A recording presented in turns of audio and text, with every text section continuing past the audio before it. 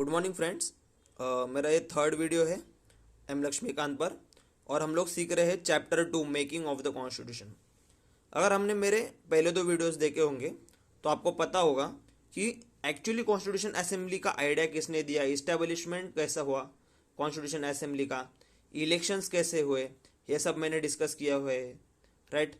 इसके बाद मैंने डिस्कस किया हुआ है कि इंडिया इंडिपेंडेंस एक्ट क्या है, इनिशियल सेशंस कैसे हुए कॉन्स्टिट्यूशन असेंबली के। ठीक है, अगर आपने नहीं देखा होगा ना दोस्तों तो वो जाकर आप देख लीजिए।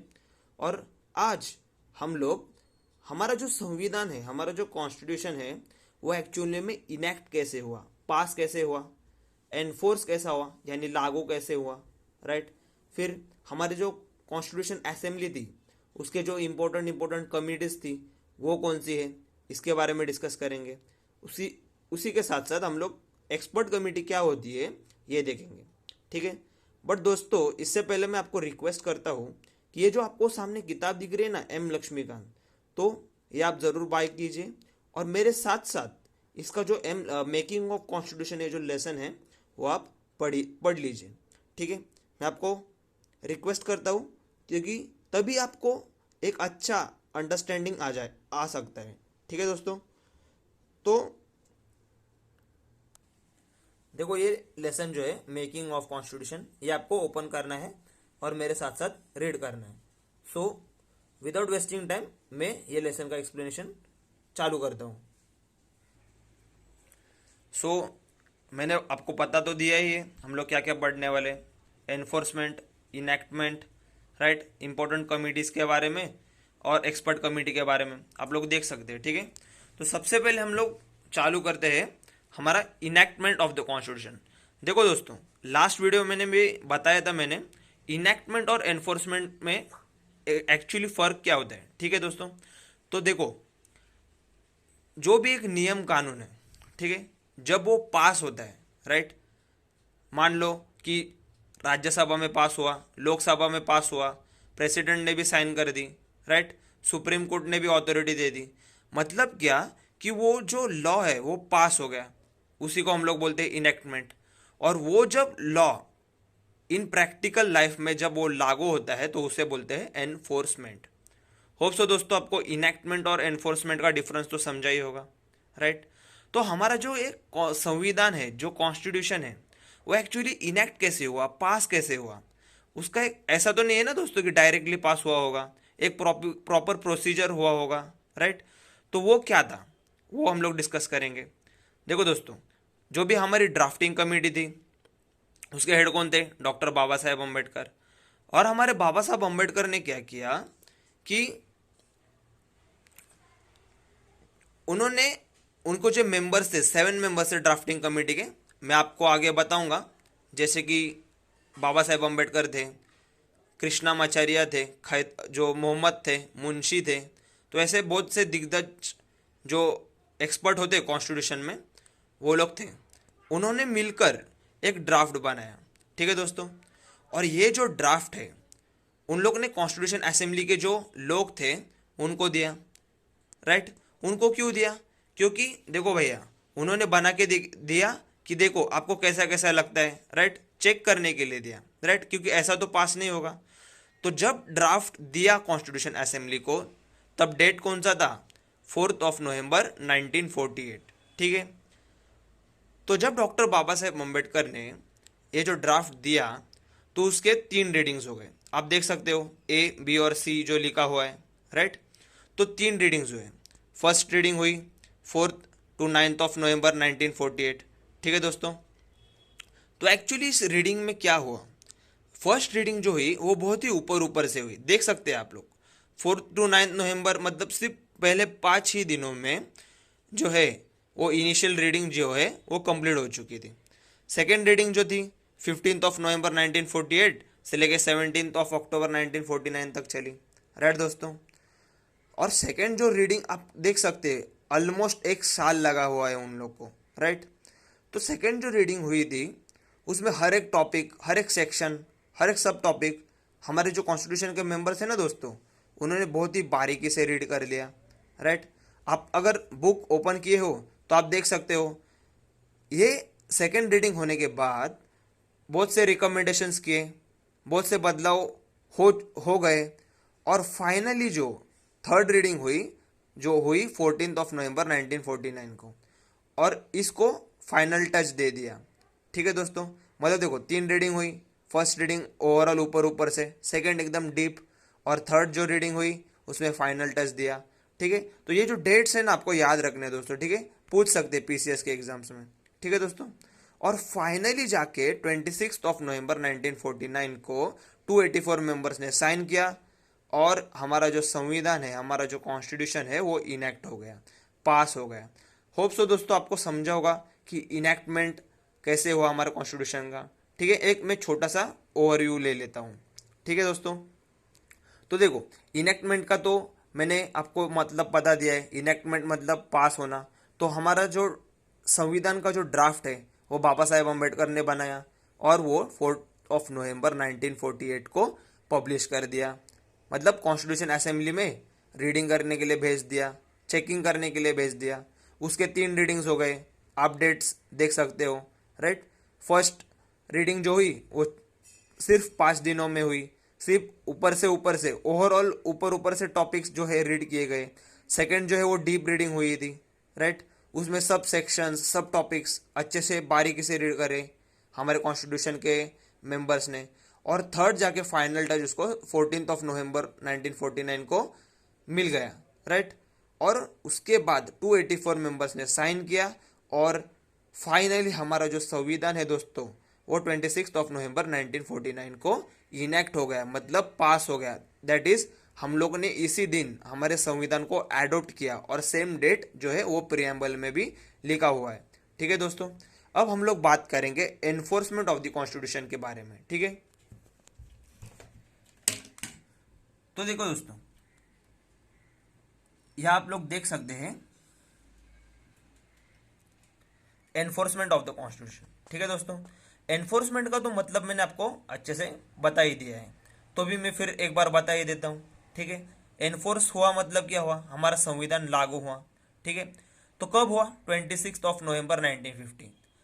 पिछले वीडियो में भी मैं इसके बारे में डिस्कस कर चुका हूँ, और शायद से मुझे लगता है कि मैं 26 जैन 1950 के बदले में 26 नवंबर 1950 ये जो डेट है वो एनफोर्समेंट को बता दिया है।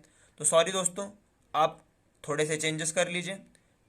ठीक है, तो हमारा संविधान एनफोर्स कब हुआ, लागू कब हुआ, तो 26 जैन 1950 को हुआ। ठीक है दोस्तों, तो हुआ क्यों, मतलब देखो संविधान तो 26 नवंबर 1949 को ही बना था। तो ये कौन सा लॉजिक हुआ कि एक साल के बाद ऑलमोस्ट उन्होंने एनफोर्स कर दिया हमारा कॉन्स्टिट्यूशन। हालांकि हाफ कॉन्स्टिट्यूशन तो पहले ही लागू हो चुका था, पर 26 जैन 1950 को पूरा जो है हमारा संविधान लागू हो गया। ठीक है दोस्तों, तो ऐसा क्यों किया, देखो दोस्तों एक हिस्टोरिकल इवेंट है। आप देख सकते हो आपके सामने पूर्ण स्वराज लिखा हुआ है, राइट। हुआ क्या दोस्तों, नेहरू जी और कुछ लीडर्स ने रावी नदी के किनारे जाके इंडिया का जो फ्लैग है वो होस्ट कर दिया, और पूर्ण स्वराज डिक्लेयर कर दिया। ठीक है दोस्तों, हालांकि हमें उस टाइम पूर्ण स्वराज मिला नहीं दोस्तों, बट ये जो इवेंट था उसको एक इम्पोर्टेंस होना चाहिए, हिस्ट्री में लोगों ने याद रखना चाहिए, राइट। इसीलिए ये पूर्ण स्वराज जब हुआ था उस टाइम डेट था 26 जनवरी 1930, राइट दोस्तों। तो इसको इम्पोर्टेंस मिलने के लिए, बेसिकली 26 जैन इस डेट को इम्पोर्टेंस मिलने के लिए हमारा आधा जो संविधान है वो 26 जनवरी 1950 को लागू कर दिया, और पूरा हमारा कॉन्स्टिट्यूशन जो है वो टोटली एनफोर्स हो गया, राइट, मतलब लागू हो गया। ठीक है दोस्तों, तो आपको समझा होगा कि 26 जनवरी को ही हम लोग ने क्यों हमारा संविधान जो है लागू किया। ठीक है दोस्तों, और नेक्स्ट आप देख सकते हो कि हमारा जो ये, एक मिनट दोस्तों, देखो दोस्तों पहले तो आपको समझा ही होगा कि 26 जैन 1950 को क्या हुआ मतलब हमारा जो संविधान है वो पूरा लागू हो गया। बट सेकंड एक इम्पॉर्टेंट चीज़ जो ही कि देखो देखो आप देख सकते हो कि 51 और 52 मैंने लिखा हुआ है बोर्ड पे, राइट। तो हमारे जो प्रेसिडेंट थे वो राजेंद्र प्रसाद थे, राइट। बट हमारे इलेक्शंस नहीं हुए थे दोस्तों, समझा। मतलब होता कैसा है, हमारे देश में पार्लियामेंट जो है वो हमारे लॉज बनाती है। अब पार्लियामेंट क्या होता है मैं आपको अच्छे से समझा देता हूँ, ठीक है। ध्यान से सुने तब आपको ये टॉपिक समझ में आएगा। पार्लियामेंट में 3 जन होते हैं, दैट इज प्रेसिडेंट, लोकसभा और राज्यसभा, ठीक है। रूलिंग पार्टी के जो मेंबर्स हैं वो लोकसभा में बैठते हैं। स्टेट्स को कौन रिप्रेजेंट करता है, राज्यसभा, राइट। और एक प्राइम मिनिस्टर सॉरी प्रेसिडेंट जो है वो होते हैं। पार्लियामेंट के ये 3 मेंबर्स आपको समझ में आए, राइट। तो ये लोग मिलकर संविधान मतलब हमारा जो लॉज है वो बनाते हैं, ठीक है। बट उस टाइम इलेक्शंस तो हुए नहीं थे, तो कॉन्स्टिट्यूशन असेंबली जो थी उसी ने क्या कर लिया, प्रोविजनल पार्लियामेंट, मतलब जब तक इलेक्शंस नहीं होते तब तक इसी कॉन्स्टिट्यूशन असेंबली ने हमारे जो देश के कायदे कानून है वो बनाए दोस्तों, ठीक है। समझा आपको। देखो मैं आप इसका एक छोटा सा फिर से रिकैप दे देता हूं। एनफोर्समेंट ऑफ द कॉन्स्टिट्यूशन मतलब हमारा संविधान जो है वो पूरी तरह से लागू कब हुआ, पूरी तरह से लागू हुआ 26 जनवरी 1950 को। क्यों हुआ मैंने आपको बता दिया है। पूर्ण स्वराज 26 जनवरी 1930 को हुआ था, इसका इंपॉर्टेंस मेंटेन रखने के लिए, राइट। और 26 जनवरी 1950 से लेके 51-52 तक यही जो हमारी कॉन्स्टिट्यूशन असेंबली थी वो प्रोविजनल पार्लियामेंट का भी काम कर लिया उसने। दैट इज ये टेम्पररी बेसिस पे पार्लियामेंट बन गई हमारे देश की, जो हमारे देश के लिए इनिशियल पीरियड में लॉज बनाएगी, ठीक है दोस्तों। पार्लियामेंट क्या है आपको मैंने समझा ही दिया है, राइट। तो होप सो ये आपको एनफोर्समेंट ऑफ द कॉन्स्टिट्यूशन का जो टॉपिक है वो अच्छे से समझा ही होगा, राइट। तो थर्ड जो चीज़ है जो हम लोग चालू करेंगे वो ये है कि देखो कमिटीज। होप सो दोस्तों आपने एम लक्ष्मीकांत की बुक जो है ओपन की होगी, उसमें आप देख सकते हैं कि बहुत सारे कमिटीज दिए हुए, बहुत सारे, ठीक है। तो इतने सब करने हैं हमें नहीं, बहुत सिलेबस तो बहुत वास्ट है। करना है तो आप कर सकते हैं बट मैं सजेस्ट करूंगा कि आप मत कीजिए। देखो जो इंपॉर्टेंट लीडर्स है और जो पूछे जा सकते हैं और जो पूछे गए हैं उनको ही हम लोग करेंगे, राइट। ज़्यादा टाइम वेस्ट करने में कोई मतलब नहीं है। जैसे आप राजेंद्र प्रसाद जी की स्टीयरिंग कमेटी जो है उस पर ओवरव्यू देख सकते हैं, राइट। ये फैक्चुअल डाटा है एक्चुअली, ठीक है। नेहरू जी की मेजर और माइनर कमेटी देख सकते हैं। वल्लभ भाई पटेल जो थे हमारे उनकी मेजर माइनर कमेटी देख सकते हैं। बट मैं पर्सनली दोस्तों यहाँ ड्राफ्टिंग कमेटी के बारे में बात करना चाहूँगा, जो कि हमारी बहुत ही इंपॉर्टेंट कमेटी थी दोस्तों, बहुत ही इंपॉर्टेंट कमेटी थी, ठीक है दोस्तों। तो आपको मैं ड्राफ्टिंग कमेटी के बारे में थोड़ी बहुत इंफॉर्मेशन जो है वो दे देता हूँ।